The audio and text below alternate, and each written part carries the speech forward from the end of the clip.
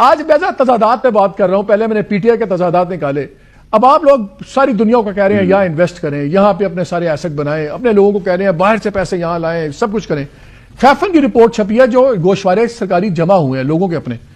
شہباز شریف کے پاکستان میں اثاثے کم ہیں, اس سے زیادہ باہر ہیں. نواز شریف صاحب کے بھی اثاثے باہر ہیں. بلاول بھٹو صاحب, زرداری صاحب, سب کے کروڑوں کے اثاثے باہر ہیں. لسٹ چلتی رہتی ہے. مریم نواز صاحب کی کل تک کوئی جائیداد نہیں, 80 کروڑ ہے. اگر ملک کے وزیر اعظم کے باہر کے اثاثے پاکستان سے زیادہ ہوں, اگر آپ کی پارٹی کے جو سینئر رہنما کہہ لیں, جو آئرن ان کا ٹائٹل اس وقت نواز شریف صاحب تو پریزیڈنٹ ہیں, ان کے اثاثے باہر ہوں, یہ کسی جمہوریت میں نہیں ہوتا. لندن میں ہم نہیں دیکھتے, یہ ہم امریکہ میں نہیں دیکھتے, ہم کہیں نہیں دیکھتے. ان کے جو رولنگ کلاس ہے ان کے اثاثے ملکوں میں ہوتے ہیں. یہ بہت بڑا تضاد نہیں ہے. اور دوسری طرف لوگوں کو کہتے ہیں پاکستان میں آئیں جائیدادیں بنائیں. جو بنانے والے, قانون بنانے والے آپ کی پارٹی کے لیڈر, ان کی جائیدادیں باہر ہیں. کیسے جسٹیفائی کرتے ہیں اس کو؟ دیکھیں, اس پہ جو ہمارے حالات ہیں وہ شاید ہندوستان میں تو ایسے حالات نہیں رہے, باقی ملکوں میں بھی نہیں رہے.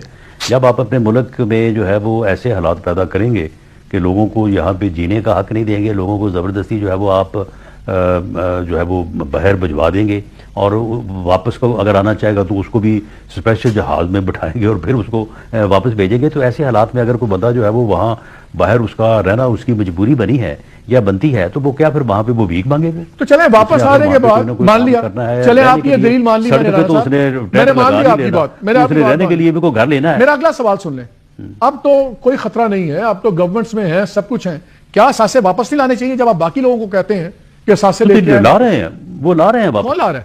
دیکھیں, معاملہ یہ ہے کہ 2000 میں آس پاس جب حسن نواز اور حسین نواز صاحب نے اپنی پریکٹیکل لائف کا آغاز کیا, تعلیم مکمل کی, تو اس وقت صورتحال یہ تھی کہ ان کے جو ہے وہ فیملی کے لوگوں کو ویسے ہی یہاں سے نکال کے جو ہے وہ سعودی عرب بھیج دیا گیا تھا.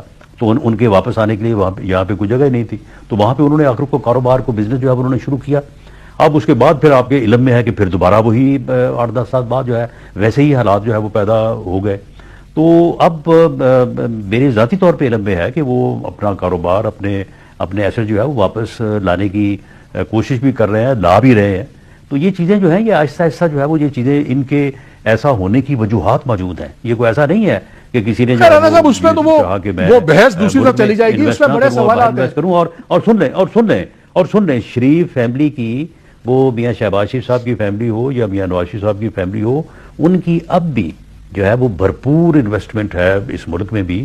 ان کے کارخانے ہیں, ان کا کاروبار ہے, اور اس کو وہ مزید بڑھا رہے ہیں, اور جو باہر سے ہے اس کو آہستہ آہستہ جو ہے وہ شفٹ کر رہے ہیں. ملک میں تو کہتا ہوں ملک کے اندر کریں, مجھے ملک کے اندر انویسٹمنٹ کا کوئی پرابلم نہیں ہے. لیکن وہ دوسرا جب آپ بات کر رہے تھے, جو آپ نے اتنی ان کی دکھ بھری داستان سنائی, جب یہاں سے کوئی لوگ بچے باہر جاتے ہیں, جس کے بھی بچے ہوں یا لڑکے, ان کا ایک پورا کریئر پاتھ ہوتا ہے. لڑکا جاتا ہے, پڑھتا ہے, میکڈونلڈز میں نوکری کرتا ہے, پھر کہیں اور نوکری کرتا ہے, اس کی پوری منی ٹریل ہوتی ہے. حسن کی کوئی منی ٹریل نہیں تھی کہ کہاں سے انہوں نے وہاں ایک دم کارخانے لگا لیے, جائیدادیں خرید لی جو ملینز آف پاؤنڈز کی انویسٹمنٹ تھی. اس لیے وہ ان کا اتنا سمپل بات نہیں ہے کہ باہر گئے یا کام نہیں کر سکتے تو باہر کام شروع کر دیا. نہیں, وہ بہت سمپل بات ہے, وہ بہت سمپل بات ہے. اور وہ منی ٹریل اور وہ سارا کچھ جو ہے وہ موجود ہے. وہ آپ شہزاد اکبر صاحب والی کہانی پہ بلیو نہ کریں. معاملہ یہ ہے کہ وہ جو کہانیاں چلتی رہی ہیں نا, وہ ثابت نہیں ہو سکی. وہ نیشنل کرائم ایجنسی جو ہے نا, وہ اس نے آپ کی جگہ پہ مکمل تحقیقات کی, اور تحقیقات کے بعد ان کو چٹ دی کہ ان کے پاس جتنے بھی پیسے وہاں پہ ہیں وہ جسٹیفائیڈ ہیں, اور ان کی وائٹ منی ہے, اور اس میں کوئی کسی قسم کا اس وقت کے پیسے ہیں نا, جو اصل پہلے پروجیکٹس لگنے کے پیسے ہیں وہ تو یہ سارے غلط ثابت ہوئے ہیں. رانا صاحب, جو پہلے پروجیکٹس لگے ان کے پیسے آج تک جسٹیفائی نہیں ہوئے. سن لیں, نہیں دیکھیں مالک صاحب, جو نیشنل کرائم ایجنسی ہے نا وہاں پہ, وہ وہاں کے وزیر اعظم اور وہاں کے لوگوں کو معاف نہیں کرتی. تو ان کو وہ کیسے معاف کرتی؟ اس نے سارا کچھ کھنگال کے اس کے بعد انہوں نے ان کو کلین چٹ دیا. نیشنل کرائم ایجنسی نے آپ سے تو کلین چٹ جو ہے وہ کوئی لے نہیں سکتا. نیشنل کرائم ایجنسی نے ایک پرٹیکولر ٹرانزیکشن کو انویسٹیگیٹ کیا, اس پہ اپنی رولنگ دی. اس انویسٹیگیشن کا اوریجنل انویسٹمنٹ وغیرہ سے کوئی تعلق نہیں تھا. اس لیے یہ یہاں تک تو آپ کی بات ٹھیک ہے, اس ٹرانزیکشن پہ آپ بات کر رہے ہیں, میں اس ٹرانزیکشن کی بات نہیں کر رہا, میں ٹوٹل انویسٹمنٹ کی بات کر رہا ہوں.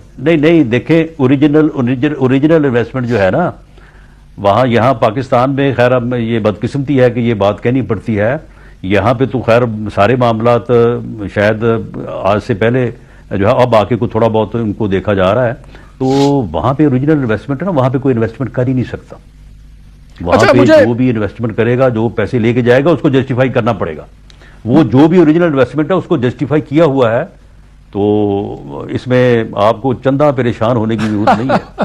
اچھا رانا صاحب یہ بتائیں، پریشان تو زرداری صاحب بڑے، انہوں نے ان کو بڑے اب دیکھیں نا، اب دیکھیں آپ یعنی اس حد تک جا کے تو پھر بھی آپ کہتے ہیں کہ جی یہاں اس ملک میں جی ناظرین کرام، آپ نے ویڈیو دیکھی، ویڈیو آپ کو کیسی لگی اپنی رائے کا اظہار ضرور کیجیے گا. اور جانے سے پہلے اگر آپ نے ابھی تک ہمارے چینل کو سبسکرائب نہیں کیا تو چینل کو ضرور سبسکرائب کر لیں اور بیل آئیکن کو بھی پریس ضرور کر لیں تاکہ ہر نئی ویڈیو کا نوٹیفیکیشن آپ کو مل سکے.